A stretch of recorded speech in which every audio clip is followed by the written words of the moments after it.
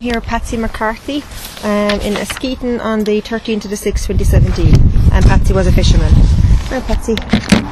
Okay, so part-time. We better clear that. Part-time fisherman, yeah. Part-time. Lovely. Yeah, we done a share of fishing in the 80s, 90s. We were trawling, like, so that would be a net after a motor boat, right? With probably just a handy net. But the secret was always the fish travel again the current. So you'd have to fish running with the tide, which was very dangerous because the net could get caught in the propeller if you didn't watch it. Did happen a couple of times. But there was a good lot of fish. We fished mostly over in the Fergus. Now there was a good stretch of that was always good, like. So you'd get flounder and you'd get sole and you'd get skate. Now the skate would be, they'd have big wings on them, and that was the best part of them. You cut the wings and you could make fish fingers out of them, you know. But before, like, that was our fishing, you know. But for the last couple of years, there's nothing over there anyway. We've tried it once or twice and nothing there now. Nothing. But we enjoyed it while the crack was on. Actually, I had photographs at home. I must get them for you. We were an old fisherman was showing my son how to cut the skate. Right. And he has the skate up. I have them at home. But they were doing salmon fishing for years and years and years, and that's the way they made a living during the war, and they sent the fish to England. But did you fish salmon here, Patsy? Or outside, yeah. You did? Oh, right. there, yeah. Well, I didn't, but my ancestors did. The Nashes, the Morans, the Corbetts, the McMahons, they were all the fishermen of the day. Now, I get you to talk to Roger Moran, because Roger was done a pile of it in his time, because he would be a lot older than me, of course, but he would know more about it. But again, what they done was they had the net on the stern of the gondola, flat bottom of the gondola. One man would stand on the bank and he'd hold the net, and they'd row out around in a big circle, and they'd come back in again then to the same spot, and there was weights on the net which would keep it open, and they'd pull the net right back in again, right in, and that was a great salmon river. Here, even for rod fishing, it was fantastic up along the river. And how far up and down would you go? Oh, they would go down way out into the Shannon, and they would head for the Clare River as well. Right. They would, you know. But salmon was very plentiful that time, not like now.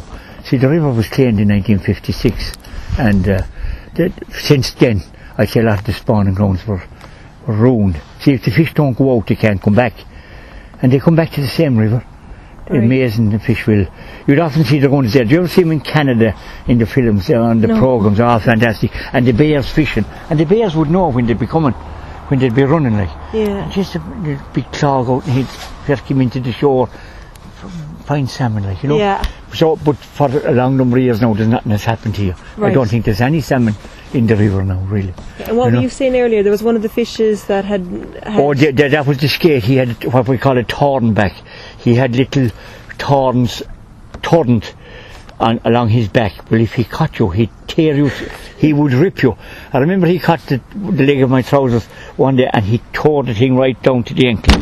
Right down. That was deadly, like. And how big were they? Oh, that'd be, that width in this was, that length is what. So yeah, the tail, with a big tail with all these little turn up yolks in it, you know. But, so that's the story I like. I mean, I wouldn't have an awful lot of information, but right. As I say. How did you get involved, Patsy? How did you I was with the lads, because one of the lads had I was very grateful for him, and he had a boat, and I went with him. Now I have my own boat now, but there's nothing to fish for. But right. Yeah, that's how I got on, and we'd go out during the week, and we'd go out in the evening, and we'd go out always of a Sunday. For going to Fergus now, you always needed a spring tide, probably 7, 8 o'clock in the morning, and you'd arrive over there maybe 2 hours before low water, and you'd run down along, you see, because the mud banks would be shown when the tide would be going low, and we'd fish down with the last hour and a half of the tide, and we'd fish back up again with the first hour of the coming tide. Okay. So it was opposite, you see, then the fish now were coming down because the tide was going up, you know. Okay. So that was the whole technique. Yeah, well, the boys knew it well, because the crowd I was with, they were an older crowd, and they were there during the. And were these family, these older crowds? They were Fitzes, yeah. The Fitzes I used to be with, yeah, from Ringmylan. They were fishing during the war and sending the fish to England. Go away. Yeah. Wouldn't you imagine how they'd be fresh to arrive in?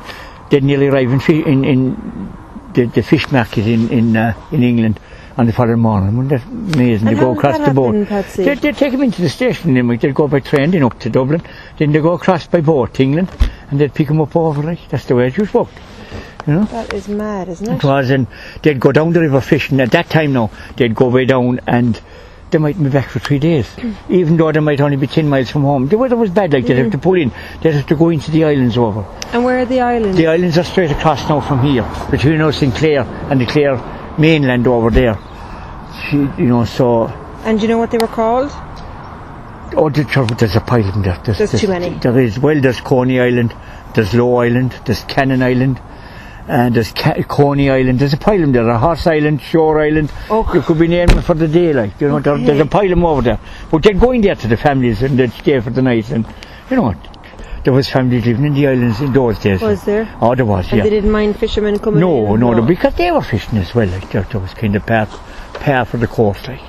Right, okay. And Patsy, do you know what price it was? Oh, I for couldn't the say fish? no. Your man will be able to tell you that now. I wouldn't The be guy able to we're tell going you. to see. Yeah. Okay, brilliant. Right. And do you remember, where did you get your boats or anything? The boats were built, they built them around locally, the ganders that were built, and they were built in Clare. They were built inside in the city there in Limerick. And there who were several locally of built them? Huh? Who locally did it? Was there anyone I here don't know anyone here locally Right. now actually doing it here locally, but I do know up in Coona now and up in Newtown, they'd be building there, like. Right, and that's where you got yours? Yeah. Okay. No, they were fishing in Coona up to very recently. I'm sure you'll be talking to them, isn't Yeah, it? oh yeah, I've been with you. You will, yeah. And licences and all that, Patsy. You had to have a licence, all the And licences. how did you get yours then? Was Well, it I didn't Fitzgerald? have any.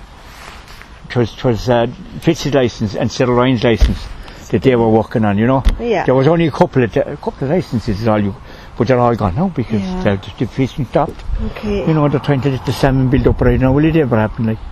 You know? Haven't a clue. No, take it over. Okay. He'll talk to I'll her. stop these, I'll so- come out.